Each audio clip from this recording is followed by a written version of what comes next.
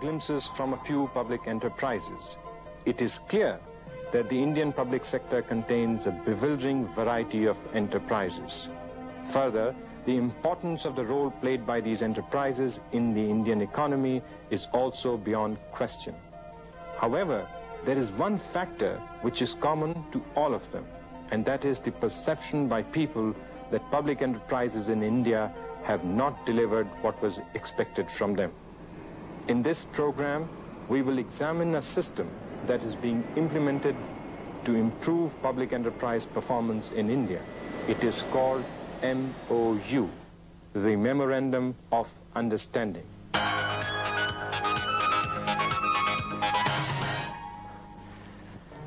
Once, George Bernard Shaw was approached by a very beautiful woman with a marriage proposal. She wanted to have a child endowed with his brains and her beauty. Shaw, however, declined the offer, pointing out the possibility that what if the child had his looks and her brains? This story, in short, captures the essence of the public enterprise problem. Public enterprises are hybrid institutions created to combine the strength of the private sector and the government. As you know, private sector is supposed to do things right. That is, they are supposed to do things effectively, efficiently, and innovatively. Even though they may not do the right things, government, on the other hand, is supposed to do the right things. For example, control prices, promote balanced regional development. By combining the strengths of the two sectors, it was expected that public enterprises will do the right things and will do them right. Unfortunately, this experiment in genetic engineering seems to have failed. There is a widespread perception all over the world that public enterprises have not delivered what was expected of them. As a response to this general perception, there has been a massive outpouring of literature on this subject. This literature can be divided into two broad categories. Most of this literature deals with what is called privatization. The other part of this literature deals with performance improvement, and MOU falls under this category of performance improvement approaches. The concept of MOU is very simple. It is supposed to be a freely negotiated document between government, acting as the owner of the public enterprise, and the public enterprise. Second, it is supposed to clearly specify the intentions, obligations, and mutual responsibilities of both parties to the MOU. Finally, MOUs make an attempt to move the management of public enterprises from management by controls and procedures to management by results or management by objectives. Another way of saying the same thing is they make an attempt to move the management of public enterprises from ex-ante control to ex-post controls.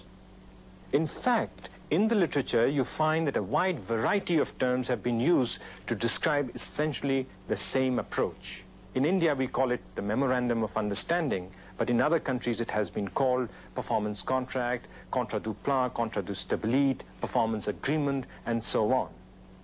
However, this need not confuse us, because finally there are only two broad approaches to MOUs. One, the French system, and the other, the signaling system.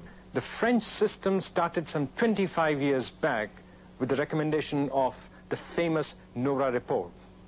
Since then, it has been tried in a large number of countries, primarily in Francophone African countries and in some Latin American countries. Based on the experience of designing and implementing systems which were similar to the French model, a new system was introduced in Pakistan in the early 1980s. This system was called the signaling system.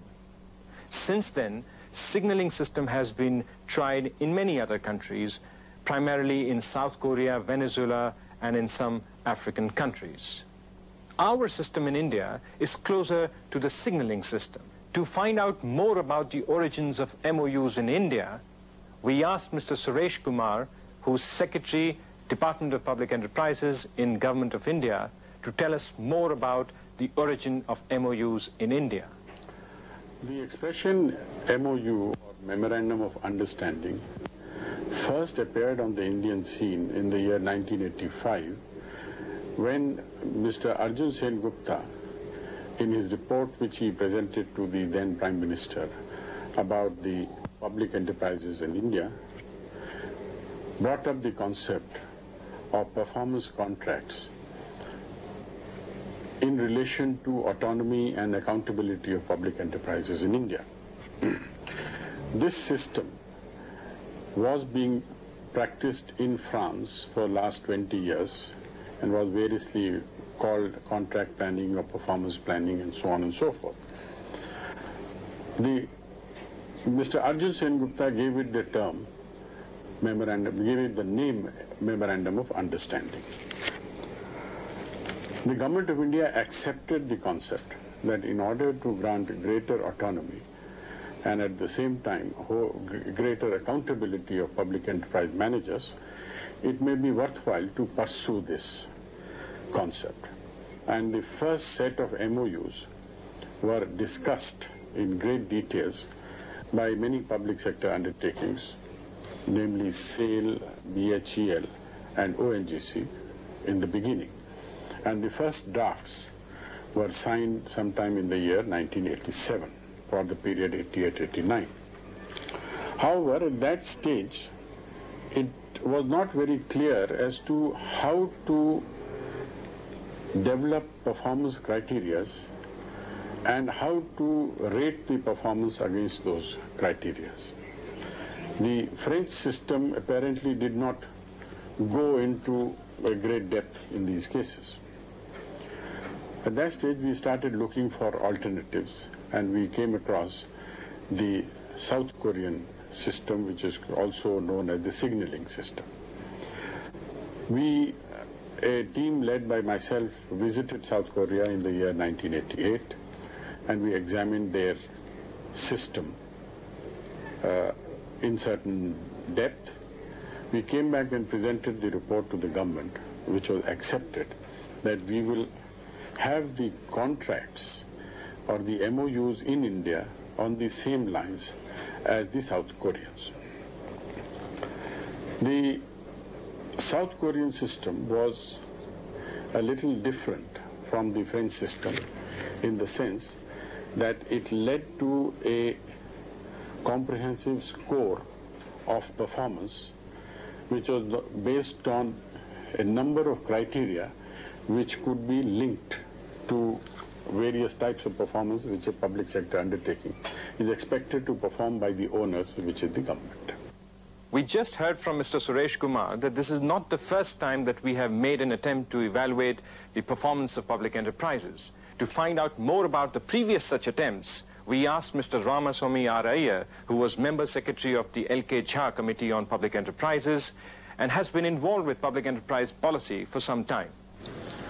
Well, in a sense, we have not had any institutionalized system in the past for evaluating the performance of public enterprises. While they are set up for a wide range of objectives, by and large, we've gone by the conventional yardstick of financial profitability. Some attempts were made in the past to introduce certain other indicators.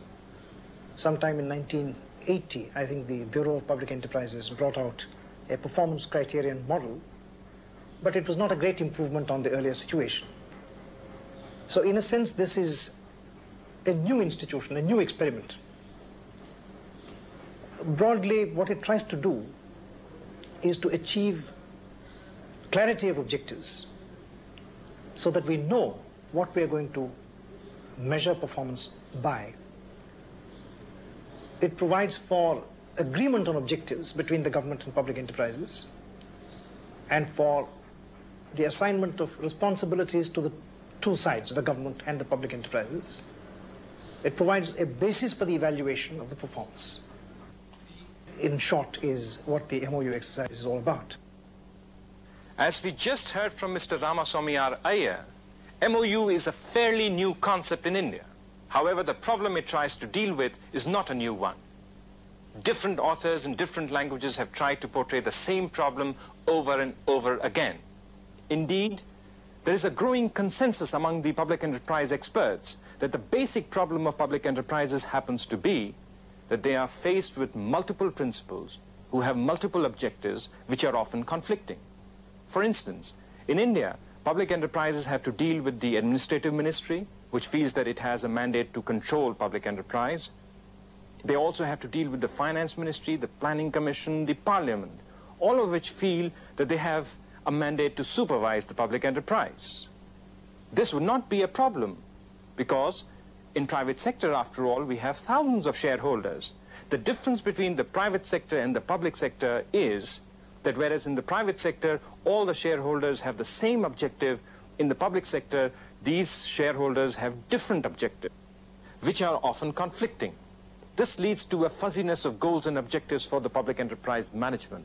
They simply do not know what is expected of them. The purpose of the MOU is to clearly specify what are the objectives of the public enterprises and also what are the responsibilities of the government to enable the enterprises to fulfill these objectives. There is another problem with public enterprises, what we tend to call the not me syndrome. That is, that nobody wants to be held accountable for their performance. For instance, you go to Indian Airlines and tell them, why can't they do a better job?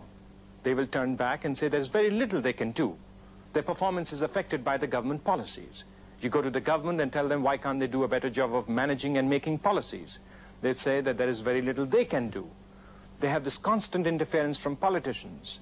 You go to the parliamentarians and you ask them, why can't they leave the enterprise and the government to manage the enterprises? They'll appear shocked and surprised and they'll tell you, what do you mean? People have asked us to do this. In other words, people start complaining and they are the ones who get blamed for the problem. And this circle goes on and on forever. And nobody wants to be held accountable. The purpose of the MOU is to break this circle and to clearly identify who is supposed to do what.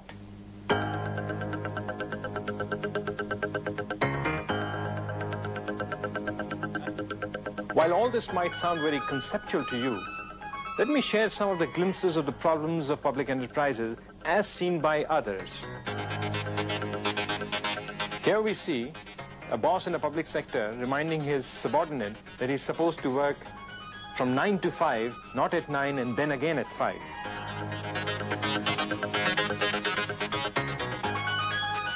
Here we have a very wise person, obviously belonging to the private sector, who's telling his colleagues that to err is human, to make a career out of it is government.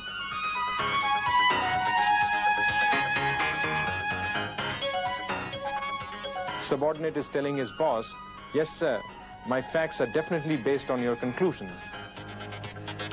Hopefully that completes our understanding of the problems of public enterprises.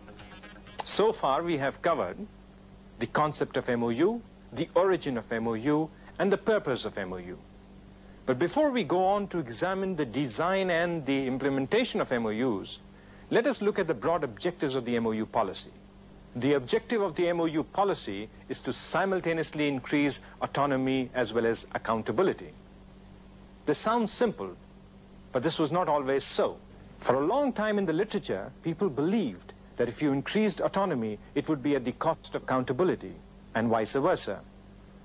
However, there is an agreement now that they have to go hand in hand.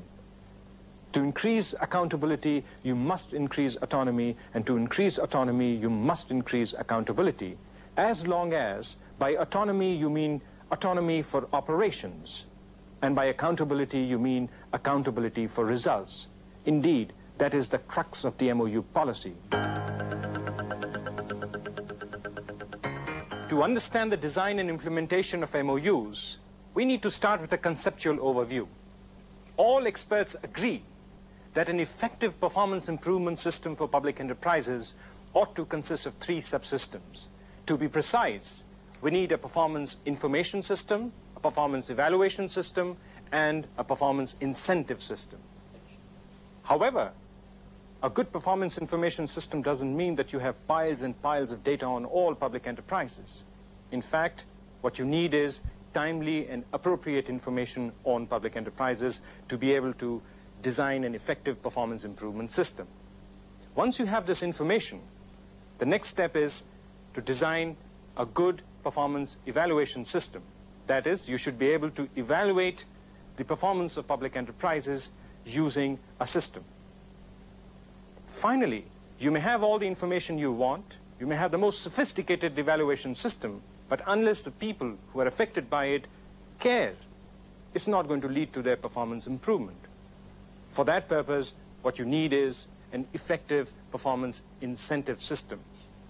While in this program we will discuss all aspects of a performance improvement system, our focus will be on the performance evaluation system, because that is central to designing an effective MOU system. The discussion on performance evaluation systems can be divided into two parts.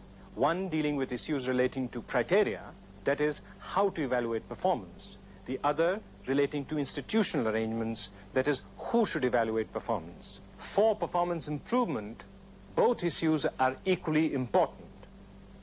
Let us start by looking at how to evaluate performance. Performance evaluation in MOUs involves 4 steps. First 3 steps are taken at the beginning of the year, and the last step is taken at the end of the year. In the first step, one has to choose an appropriate set of criteria to be included in the MOU. The question is, what constitutes an appropriate criterion? According to the MOU philosophy, only those criteria ought to be included in the MOU which are fair to the manager, fair to the country, and have been negotiated freely.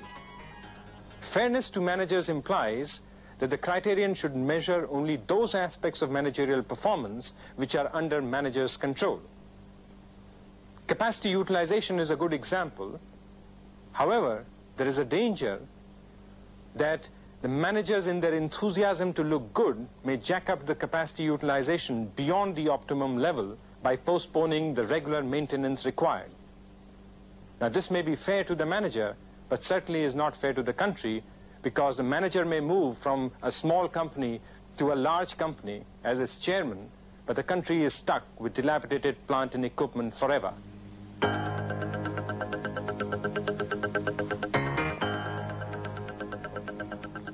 In step 2, we deal with criteria weight selection. Given a long list of things to do, the manager has to be told what are the relative priorities so he can allocate his time more effectively in achieving those priorities. To understand the problem that arises when you don't assign weights to the indicator, let us take an example. Imagine a chief executive of an MOU signing company goes to the secretary at the end of the year and says, "Mr. Secretary, out of the 15 indicators you had given me, I have achieved 13. The secretary could turn back and tell the chief executive that the 2 objectives he did not achieve are the ones he really wanted him to achieve. Now, this problem would have not arisen if both parties had agreed to the relative priorities at the beginning of the year. And that is the importance of having weights at the beginning of the year. The third step in the performance evaluation system relates to criteria value selection. To understand this step, we need to distinguish between criteria and criteria value. Now, miles per gallon is a criteria for measuring efficiency of all kinds of motor vehicles, cars, scooters, trucks, and so on. However, 10 miles per gallon may be excellent for a truck, but is terrible for a scooter. This value of 10 miles per gallon is called the criteria value. It is a value which distinguishes various levels of performance. In the MOU, we have a 5-point scale, where 1 represents excellent performance and 5 represents poor performance. To understand the importance of this 5-point scale, let us once again imagine what would happen if we didn't have a 5-point scale. Suppose at the end of the year, the chairman of an enterprise goes to the secretary and says, "Mr. Secretary, at the beginning of the year, you had set me a target of rupees 385 crores for production. However, at the end of the year, I find that my achievement is only rupees 380 crores. Now, how are we to judge his performance?" Now, if the secretary likes the manager, he's going to say, "Well, that's close enough, and let's forget about it." But for some reason, if the secretary doesn't like the chairman, he is going to throw up his hands and say that this is the problem with you, Mr. Chairman. You never seem to achieve your targets. Now, if both parties had agreed on a 5-point scale, this problem would not have arisen, because we know management is not a perfect science. You don't achieve targets with precision. Either there is a shortfall or you exceed the target. Once you have decided the set of criteria to be included in the MOU, the relative priorities and the criteria values, there is nothing we have to do till the end of the year. In fact, there is nothing we should do till the end of the year. This indeed is the very heart of the MOU philosophy, that once you have specified the objectives for the management, you should not interfere in the operations and wait till the end of the year for them to deliver the goods.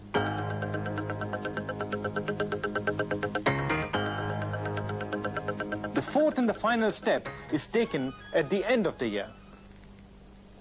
At the end of the year, we look at the achievements and compare them with the criteria values and determine the scores. For example, if you have the following 5-point scale, where 1 represents excellent performance and 5 poor performance, then we compare this scale with the actual achievements.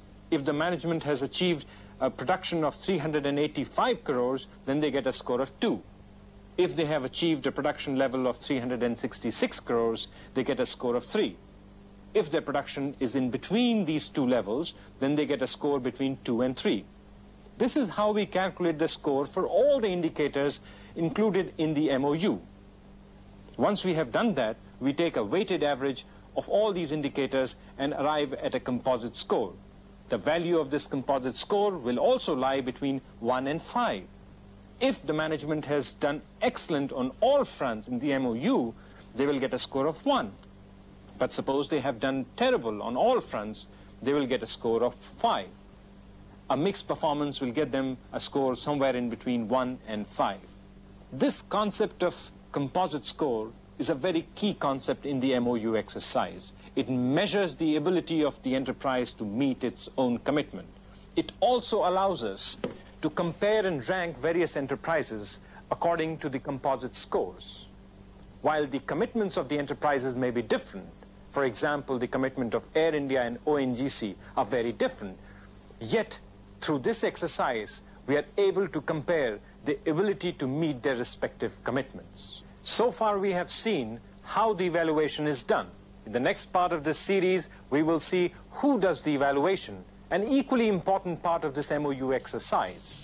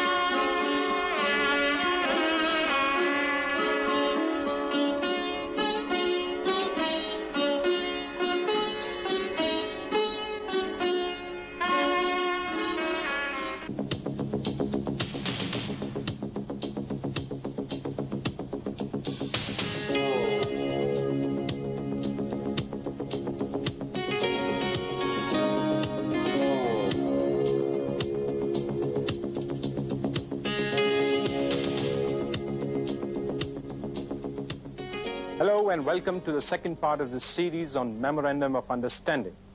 In the first part, we saw what is meant by MOU, its origin, and certain aspects relating to the design and implementation of the MOU policy. We saw that for an effective performance improvement system, you require simultaneous action on several fronts.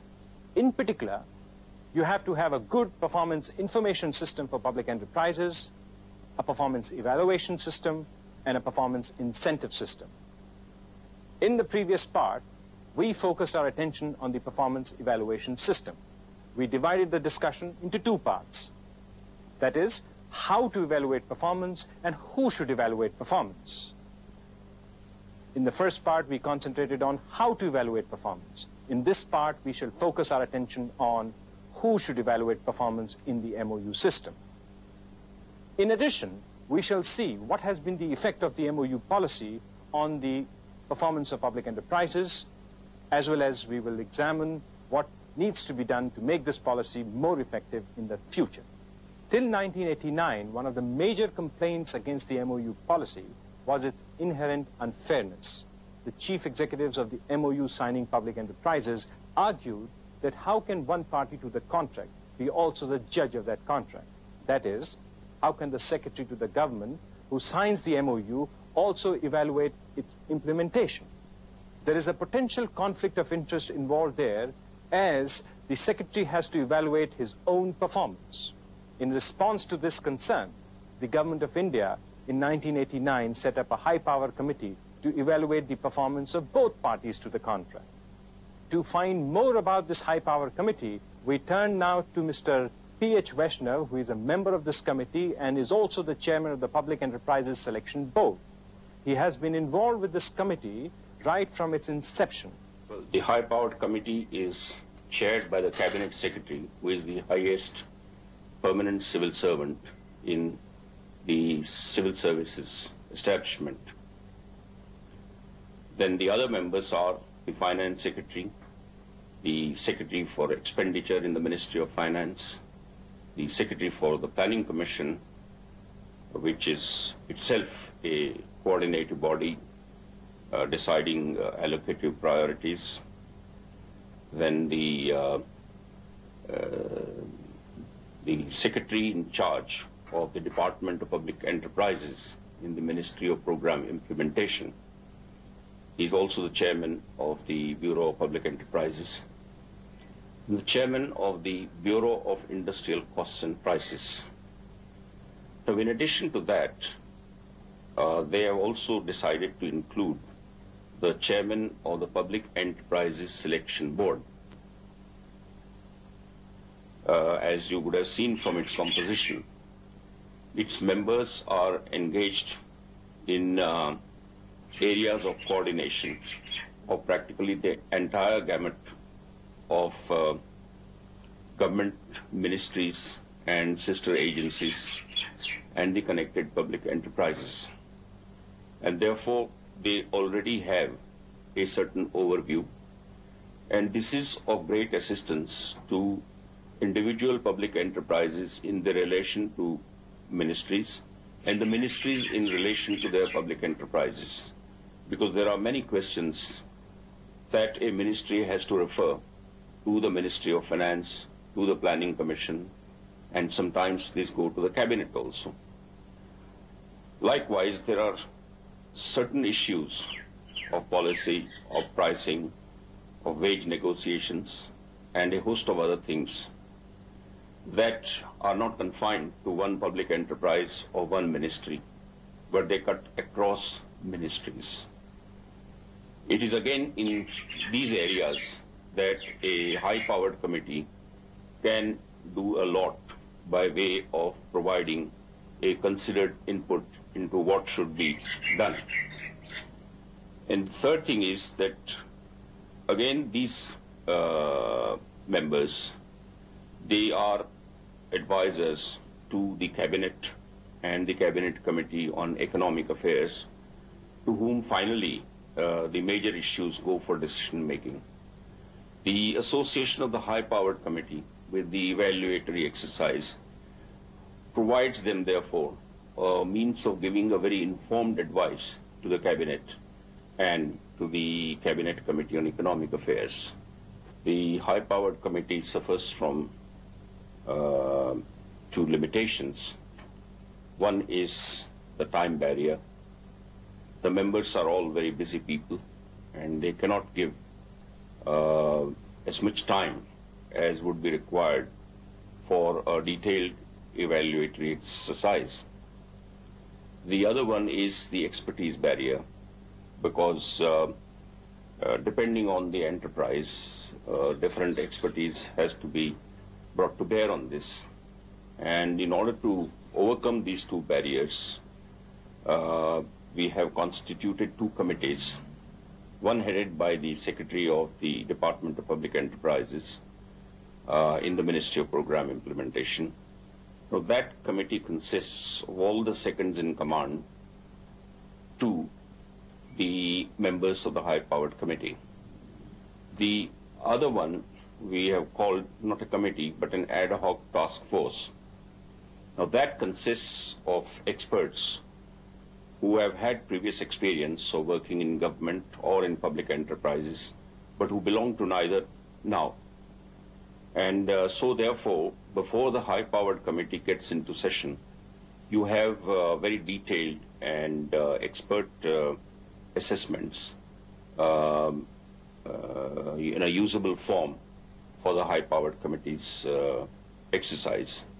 As mentioned by Mr. Vaishnav, the high-power committee is handicapped by lack of time and lack of expertise available to design appropriate MOUs for these enterprises, as well as evaluate their performance based on these MOUs.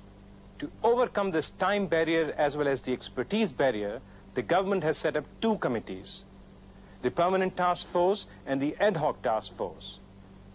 We went to the chairman of the Ad Hoc Task Force, Mr. Ramaswamy Araiya, to find out more about its functioning, its role, and rationale.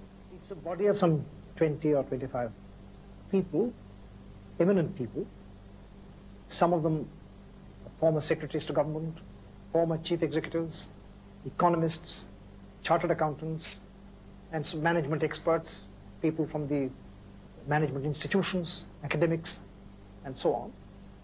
None of them actively associated with government at the present time.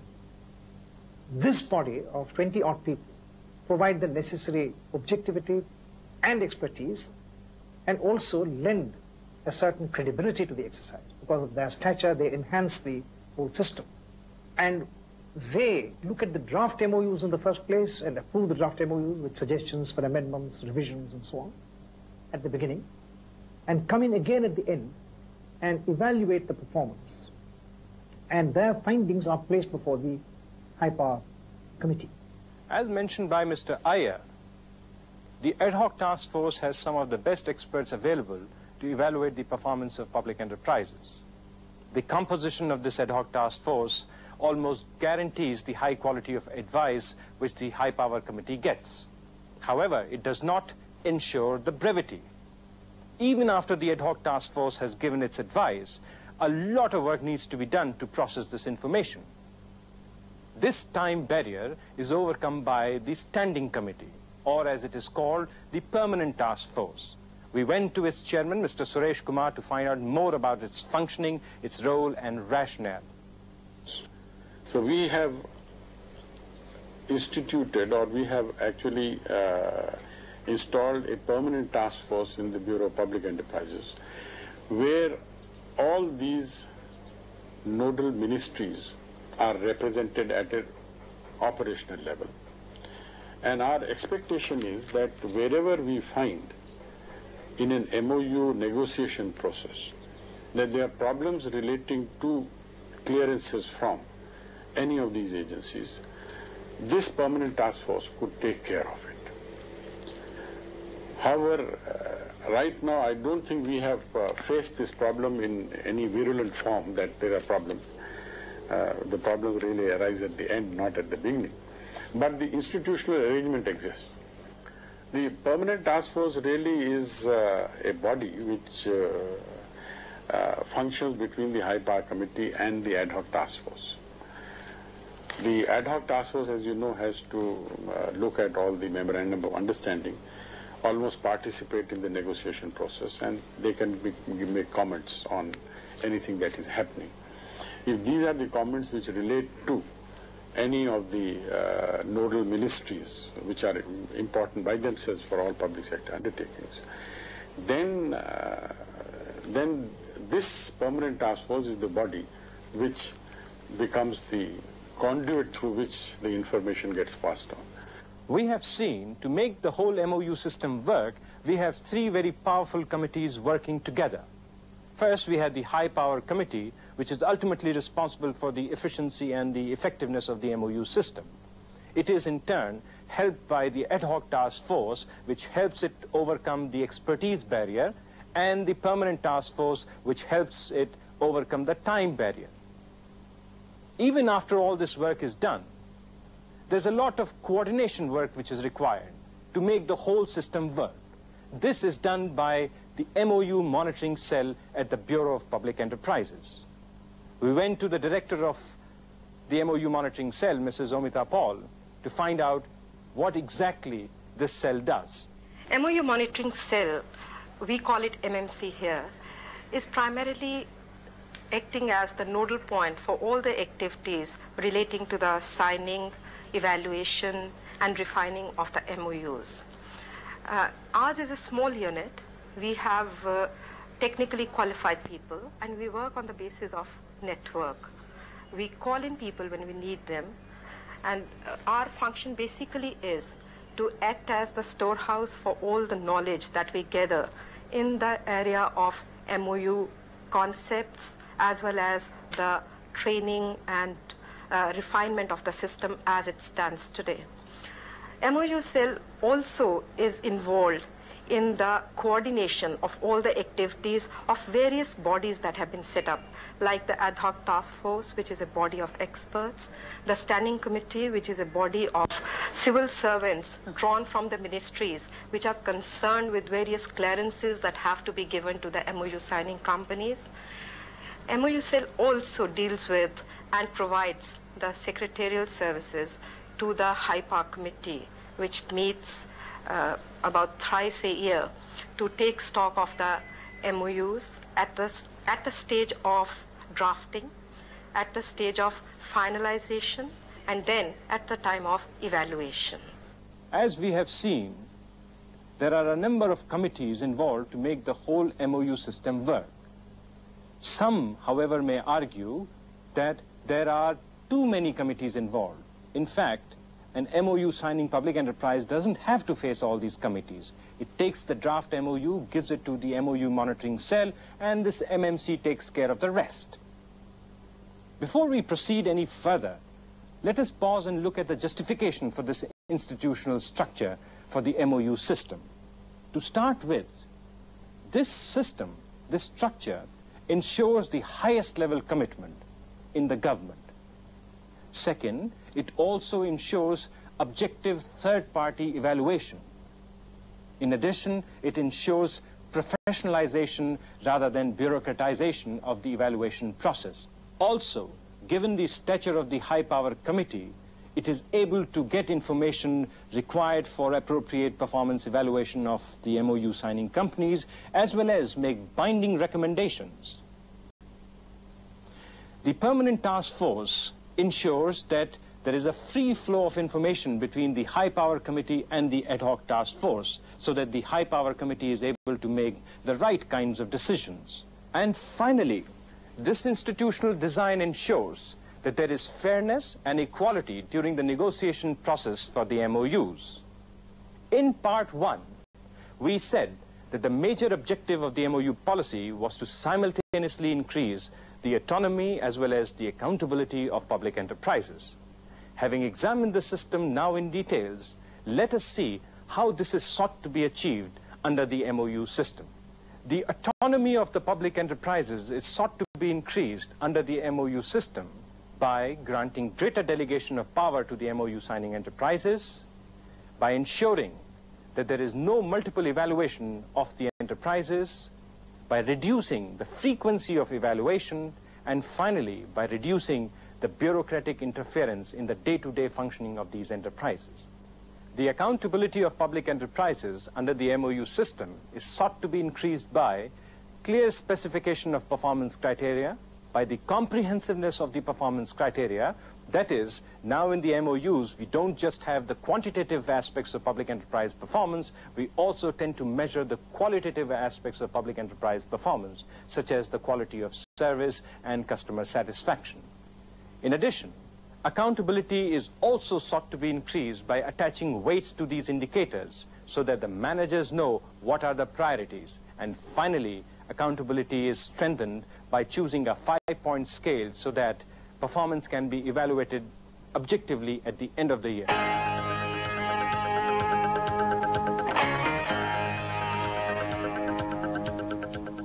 While we have spoken a lot about the increase in autonomy and accountability of public enterprises under the MOU system, we thought it would be a good idea to talk to some of the chief executives of the MOU signing public enterprises to find out about their perception. We have been participating in these awards since its inception. And you may be aware that NTPC got the Prime Minister's MOU award for the year 89-90 for exceeding all the targets and for excellence in performance. That's one aspect, that you are recognized. And in fact, there is a distinction today, the MOU company and the non-MOU company. So that's another, but talking in concrete terms, there are certain additional powers which are delegated to the MOU company. For example, the fresh investments are delegated to an MOU company to be up to now, I think, 50 crores. Then there are certain foreign exchange powers which are available to the MOU company. Then there are other administrative powers, I should say, because we are an A-grade company, and previously, the tours of the directors and all that used to be approved in the ministry and all that. So these are all administrative ease which has been given to us. But the main advantage, I should say, is that the monitoring which used to take place in various forums and various institutions is supposed to be now confined only to the MOU areas, and periodically it has to be reviewed. So the paperwork, the monitoring which was going on is now more purposeful, is more pointed. So these are some of the advantages, I think, which are taking place. And secondly, the government has also become aware that the responsibility it has. Supposing a company requires the certain administrative clearances, certain sanctions, then they have to give those sanctions in time. Otherwise, that company will not be able to perform its target. So the obligations being known to both the parties is a positive step for the improvement of the functioning of the corporations. Well, the process really starts around 3 months before the start of the financial year, which is 1st of April in our country. So around December of the previous year, the Bureau of Public Enterprises sends intimation to both the administrative ministry and the public sector undertaking that they should prepare the MOU for the next year.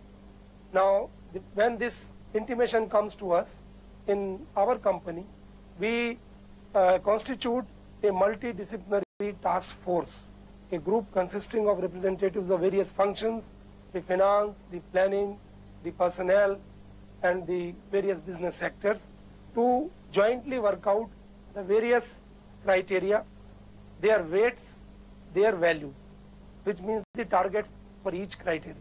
The values are in fact derived from the revenue and the capital budget. Now, these criteria, their weight, their values are discussed with the top management, which means the chairman and directors have their total commitment to it, and then these are forwarded in the form of a draft MOU to the administrative ministry, in our case the Department of Heavy Industry presently. Then we have detailed discussions with the ministry on the various criteria, the weights, the values, but the more important thing apart from the criteria and their weights is the criterion values, which means the targets, whether the targets are soft or they are hard. So we have to prove that the criterion value, we want to put a criterion value at number 1, then we have to justify that it is really deserves an excellent type of a rating, which means that the target is really very tough and very challenging. Now this is finished. Once this exercise is finished, there is an agreement, then the MOU is signed at the beginning of the year between the chief executive and the secretary of the administrative ministry, and then the process starts. Then during the middle of the year, there has to be a review of the MOU. In BHEL, we have a mechanism in which there is a monthly review meeting of the management committee. The management committee consists of the chairman, the director, the executive directors, and it meets every month as per a predetermined calendar of discussions. It discusses all the MOU targets in static areas as well as the dynamic indicators. What we ought to do in the area of corporate planning, human resource development, research and development, project implementation, so that the MOU is not forgotten. Not that after the MOU has been signed, we forget till the end of the year. Then comes the end of the year. At the end of the year, there is an evaluation against the targets. This is after the end of the year, we know as per the performance report of the company, what has been our actual achievement against the various targets. Now, the MOU calculation procedure is quite simple.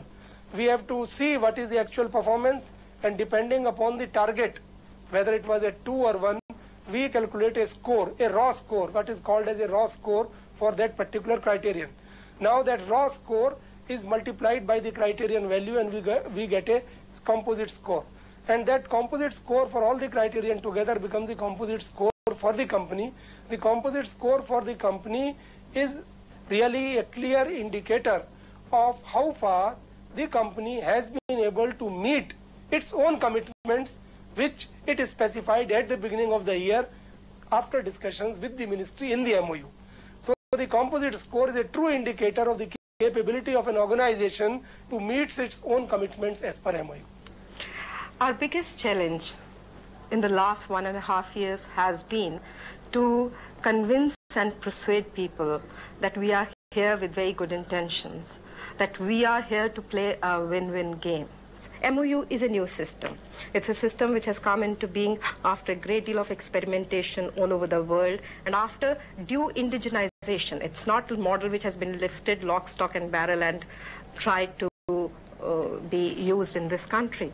But we have done a lot of indigenization. So in the Indian conditions, we found that a law may become very difficult to operate because we have a variety of highly diversified and different types of public sector undertakings, each one of them having different requirements.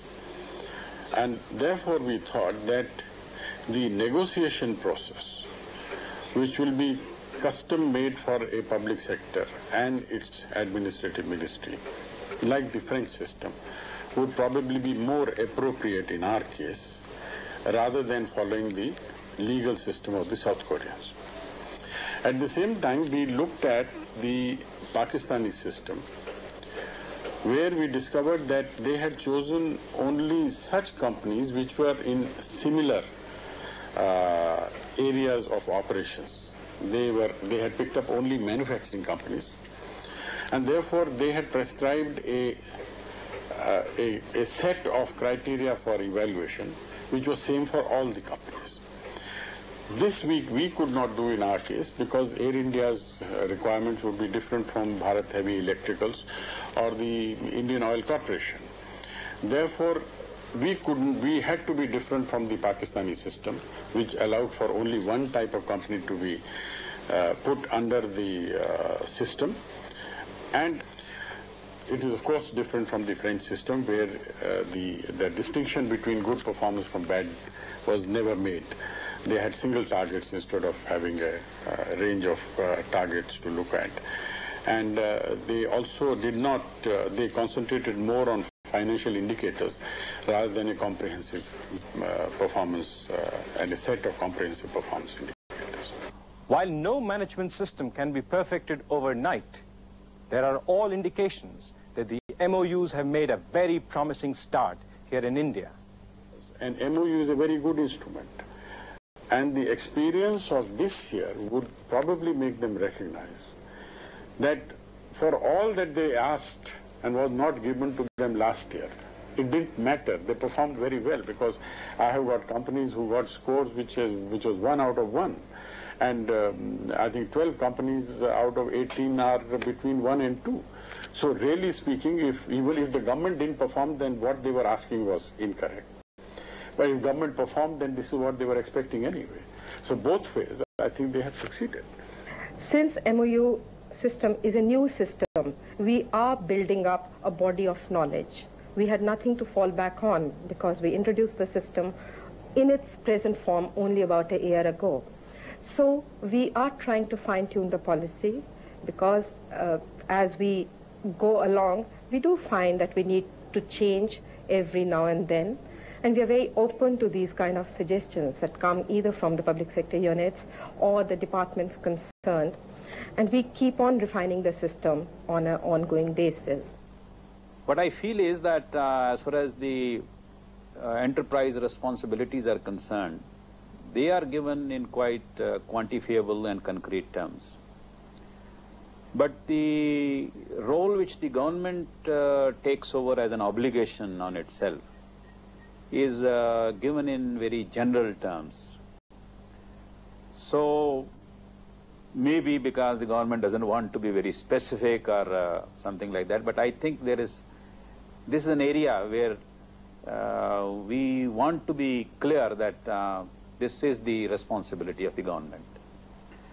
Secondly, we have seen that government agrees sometimes under the MOU to delegate more powers, and it does take time for the actual delegation orders to be issued. It takes sometimes 5 months, 6 months. So some part of the year which is under an MOU goes without the delegated powers being given. So the suggestion is that the day the MOU is signed, that should be the day we should take it that the powers are delegated. So that's another. Thirdly, which we feel is that, of course, this winning of an award is very well. I mean, you feel very elated. But in concrete terms, in financial terms, there should be some recognition. That means there must be a financial award also, which should go along with the fact that somebody has exceeded the target. We are trying to change a hierarchical system of relationship between the government and the public sector undertaking to one of contract between equals. It is not very easy for civil service to accept this position. It is equally not easy for the public enterprise managers to accept this position. In fact, it is my view that we should get the civil servants at the younger stage, catch them up in the IAS training school itself, to tell them the changed environment so far as the economy of the country is concerned and the kind of roles they will be expected to play. They would not be expected to play the roles of collectors and behave like collectors when dealing with public sector, but more as partners. But I think the messages are going home. The major problem of training we are tackling, we are trying to increase the training input to the maximum level possible, both in the public sector enterprises as well as in the government. Although I would say that it is still at levels which are, according to me, not satisfactory. But good starts have been made in this area. And so long as the training goes apace, it should be possible for us to think in terms of a good MOU system in operation in the country by the middle of 90s. However, to have a good system in place by the middle of 90s will require a lot of work. Future generations of managers working with the MOU system will have to share a responsibility of fine-tuning the system to make a good system even better.